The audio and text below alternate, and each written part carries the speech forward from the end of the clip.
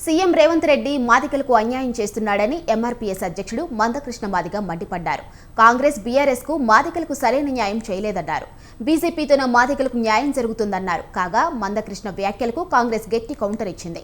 2014లో మందకృష్ణ మాదిగ కాంగ్రెస్ తో కలిసి ప్రయాణం చేశారన్న మాజీ ఎమ్మెల్యే సంపత్ కుమార్ మాదిగల ఆత్మగౌరవాన్ని మందకృష్ణ బీజేపీ దగ్గర తాకట్టు పెట్టారని విమర్శించారు.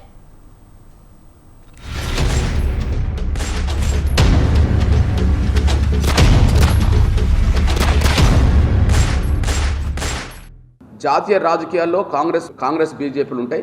ఈ దేశంలో ఎవరు ప్రధానమంత్రి అవుతే వర్గీకరణ లక్ష్యం నెరవేరుతుంది, ఎవరు ప్రధానమంత్రిగా ఉంటే మాదిగలకు మేలు జరుగుతుందనే విషయంలో మేము అనుభవంతో అవగాహనతో ఒక నిర్ణయానికి రావాల్సి వచ్చింది.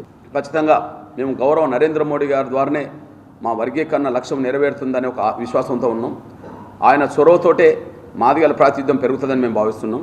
ఇప్పుడు 3లో లోక్సభ సీట్లలో 3లో 2 మాలలకే కాంగ్రెస్ ఇచ్చింది. 3లో మాకు మా జనాభా పరంగా తెలంగాణలో 70% మాదిగలు ఎస్సీలో 3లో మాకు 2 రావాలి న్యాయబద్ధంగా. మేము 3 కూడా కోరుకోలేదు. 3లో 2 రావాల్సిన చోట మాకు కాంగ్రెస్ అయినా ఒకటే, బీఆర్ఎస్ అయినా ఒకటే అనే విషయం అర్థమవుతుంది. కానీ బీజేపీ ఆ స్థానంలో 2 ఇస్తుందనే విషయం కూడా మేము భావిస్తున్నాం.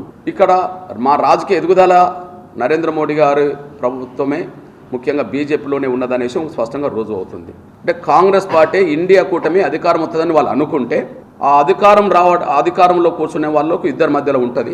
రాహుల్ గాంధీ గారి చుట్టంతా మాల క్యాంపే ఉన్నది కాబట్టి మా వర్గీకరణకు సహకరించారనే విషయం కూడా గత ప్రభుత్వంలో తేలిపోయింది. ఈరోజు బీజేపీతో నరేంద్ర మోడీ కౌగిలింతలకు మైమర్చిపోయి బీజేపీని కాంగ్రెస్ పార్టీ జాతికి ముడియడం అనేది జాతి ప్రజలు క్షమించరు. కృష్ణన్న, దయచేసి భారతీయ జనతా పార్టీ అన్నది మన జాతికి వ్యతిరేకమైనటువంటి పార్టీ, మనువాద పార్టీ, మన జాతిని అంటరాని పార్టీ, అంటరాని వాళ్ళుగా చూసే పార్టీ.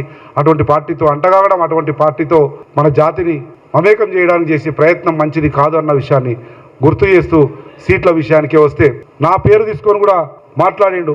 సంపత్ కుమార్ ఇచ్చేది ఉండే ఆడ ఇయ్యలేదు మాదిగ బిడ్డకు, మాల బిడ్డకు. బరాబర్ కాంగ్రెస్ పార్టీ వేదిక మీద నా నాయకుడు రేవంత్ రెడ్డి గారి దగ్గర, మా నాయకురాలు సోనియా గాంధీ దగ్గర స్పష్టంగా ఏం చెప్పాలన్నో అది చెప్తాం.